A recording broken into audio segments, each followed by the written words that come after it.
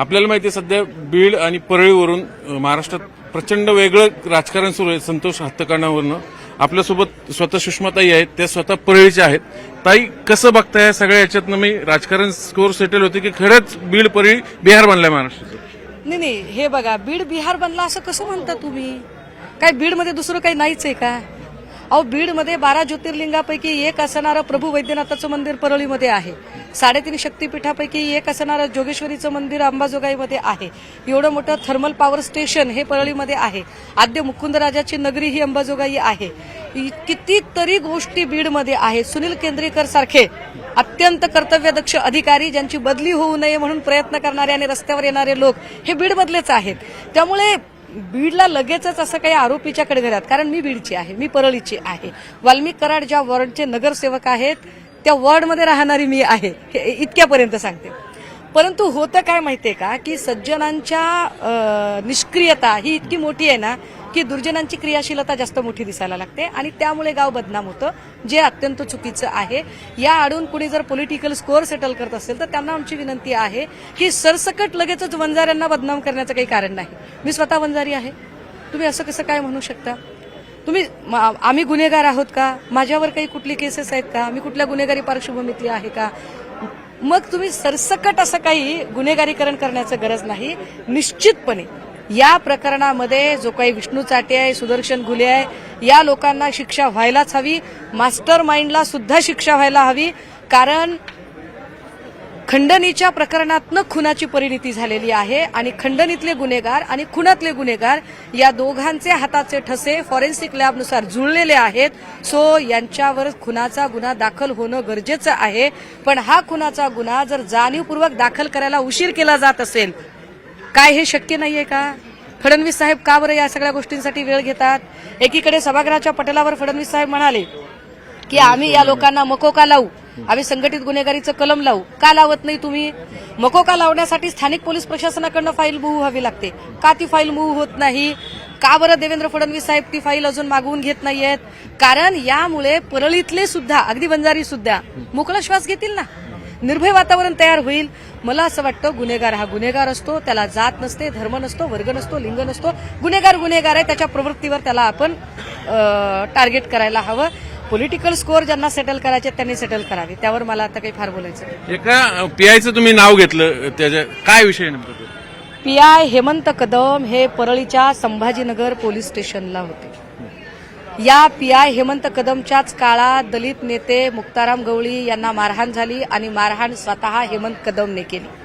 Hemant कदमच PI असताना times नाऊची महिला पत्रकार सुकेशनी नाईकवाडे हिला धक्काबुक्की झाली, तिच्यावर खोट्या केसेस झाल्या. हेमंत कदमच्याच काळात लॉकअपमध्ये झरीन शेखचा मृत्यू झाला. हेमंत कदम पीआय असतानाच सुषमा अंधारेवर खोटी 307ची केस झाली. हेमंत कदम पीआय असतानाच अनेक असंख्य 200पेक्षा जास्त लोकांवर 307, 353 आणि 354चे सरसकट कलम टाकले गेले. हेमंत कदम हा खाकी वर्दीच्या आडून फक्त आणि फक्त राजकीय नेत्यांच्यासाठी काम करणाऱ्या एजंटच्या पद्धतीने काम केलं आणि या माणसाचा उल्लेख सुरेश धस यांनी केला. सुरेश धस म्हणाले सुद्धा की परळीत जो पीआय होता त्याला एलसीबीचा प्रमुख कुणी केला ते शोधा. का बरं हेमंत कदमला अजून चौकशीत घेतलं जात नाही? हेमंत कदमला तुम्ही चौकशीत घ्या, तुम्हाला अनेक गोष्टी अजून याच्यापेक्षा भयानक कदाचित पुढे येतील.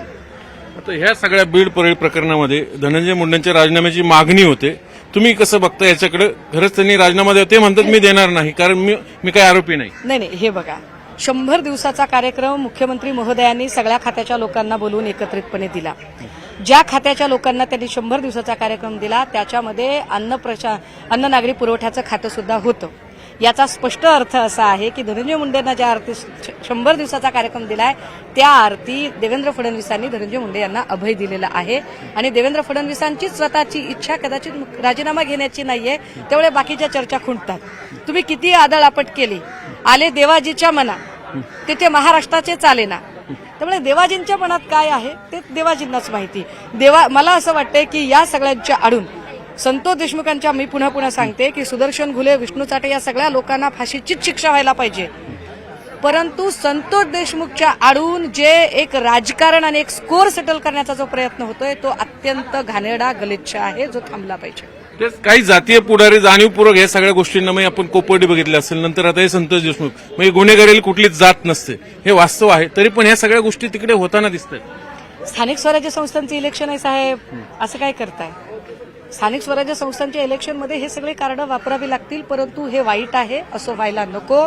मला असं वाटतं की इथे कुणी मराठा कुणी एक लक्षात घ्या, या मी म्हटलं की मी बोलते, मी वंजारी आहे, जितेंद्र आव्हाड वंजारी आहेत, कितीतरी लोक आहेत ना की जे त्या बाजूने या पीडितांच्या बाजूने बोलत आहेत. आणि अशी ही परिस्थिती आहे की जात आणि म्हणजे तुम्ही परळीत जाऊन जर सर्वे केले, लोक भीतीने बोलत नाही तो, पण 75% वंजारी सुद्धा पीडितच आहेत ना. तर खून फक्त तिथं एकटे संतोष त्यामुळे देशमुखचं लगेच- झालेलं नाही. लगेच अगदी यापूर्वी वंजारी म्हणजे समुदायाला असं लगेचच असं आरोपीच्या कटघऱ्यात उभं करायचं काही कारण नाहीये, आणि हे अत्यंत चुकीचं आहे. मला असं वाटतं की जो सर्वसामान्य वंजारी आहे त्याला या गोष्टीत काही रस नाही, काही घेणं देणं नाही. तो बिचारा आपला रोज सकाळी उठतोय, स्वतःचं दैनंदिन कामकाज करतोय आणि आपली पोटाची खळगी भरण्यासाठी काबाड कष्ट करतोय. तर त्याला या राजकारणात ओढून विनाकारण एक संपूर्ण जात स्टिग्मटाईज करावी, असं करू नये कोणी. असं करणाऱ्याला तुम्ही काय सांगा? नाही, त्यांनी कुठल्याच जातीबद्दल करू नये. त्यांनी मराठा जातीबद्दलही करू नये, वंजाऱ्यांबद्दलही करू नये आणि बौद्धांबद्दलही करू नये. आणि बोलणाऱ्या सगळ्यांना आमची अजून एक विनंती असेल की कृपया संतोष देशमुखांच्या मारेकऱ्यांना तर न्याय मिळावाच मिळावा, पण त्यासोबतच सोमनाथ सूर्यवंशीच्या प्रकरणाकडेही त्यांना जरा लक्ष द्यावं. आणि सोमनाथ सूर्यवंशी सुद्धा माणूसच आहे, त्याचा सुद्धा जीव गेलेला आहे, आणि त्याच्याशी संबंधित असणारे 2 पोलीस अधिकारी अजूनही मोकाट आहेत. त्या 2 पोलीस अधिकाऱ्यांचं काय करणार आहेत देवेंद्र भाऊ, त्याचंही उत्तर आम्हाला मिळायला हवं. तेव्हा त्या सुषमाताई यांनी अगदी सविस्तर भूमिका मांडलेली बीड परळीच्या सगळ्या प्रकरणावरती. व्हिडिओ जर्नलिस्ट गणेश कदमसह चंद्रकांत फुंदे, न्यूज 18 लोकमत, पुणे.